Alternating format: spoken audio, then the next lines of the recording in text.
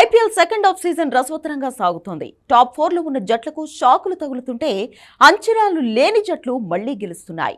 అదే సమయంలో Kolkata night riders కు వర్షం దెబ్బకొట్టింది. పంజాబ్ తో మ్యాచ్ వర్షం కారణంగా రద్దవడంతో పాయింట్లను పంచుకోవాల్సి వచ్చింది.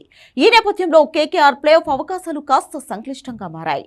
డిఫెండింగ్ ఛాంపియన్ అయిన కేకేఆర్ ఇప్పటి వరకు 9 మ్యాచ్లు ఆడి 3 విజయాలే నమోదు చేసింది. ఇక మ్యాచ్ రద్దవడంతో 7 పాయింట్లతో 7వ స్థానంలో కొనసాగుతోంది. ఆ జట్టు ఇంకా 5 మ్యాచ్లు ఆడాల్సి ఉంది. ఈ 5 మ్యాచ్లకు 5 గెలిస్తేనే 17 పాయింట్లతో టోర్నీలో ముందడుగు వేస్తోంది. ఒక్క మ్యాచ్ ఓడినా 15 పాయింట్లతో ఇతర జట్ల ఫలితాలపై ఆధారపడాల్సి ఉంటుంది. 2 ఓడితే మాత్రం 13 పాయింట్లతో టోర్నీ నుంచి నిష్క్రమిస్తుంది. ప్రస్తుత పరిస్థితులు, కేకేఆర్ ఫామ్ నేపథ్యంలో ఆ జట్టు వరుసగా 5 మ్యాచ్లు గెలవడం కష్టం.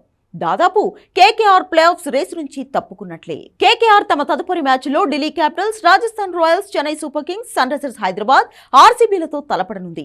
దీనిలో ఈడెన్ గార్డెన్స్ వేదికగా 2 మ్యాచ్లు జరగనున్నాయి. ఒక్క మ్యాచ్ రద్దయినా కేకేఆర్ ప్లే ఆఫ్స్ రేసు అవకాశాలు మరింత సంక్లిష్టంగా మారుతాయి. ఈ 5 మ్యాచ్ల్లో గెలవాలంటే కేకేఆర్ అసాధారణ ప్రదర్శన చేయాల్సిందే. బ్యాటింగ్ లో నిలకడలేమి కోల్కతాను వేధిస్తున్న సమస్య. వెంకటేష్ అయ్యర్, రసెల్, రింకు సింగ్ వంటి ప్లేయర్స్ ఇప్పటి వరకు సీజన్లో ఏమాత్రం ఆకట్టుకోలేకపోయారు. అటు బౌలింగ్ లోనూ ఇదే పరిస్థితి. Vaibhav Arora, Harshit Rana match winning performance ఇవ్వలేకపోతున్నారు. సునీల్ నరైన్, వరుణ్ చక్రవర్తి కూడా పెద్దగా ప్రభావం చూపలేకపోతుండడం కేకేఆర్ వైఫల్యాలకు కారణమవుతోంది. ఇకపై జరిగే ప్రతి మ్యాచ్ కోల్కతా ప్లే ఆఫ్ అవకాశాలను డిసైడ్ చేయబోతున్న నేపథ్యంలో డిఫెండింగ్ ఛాంపియన్ ఎలా ఆడుతుందో చూడాలి.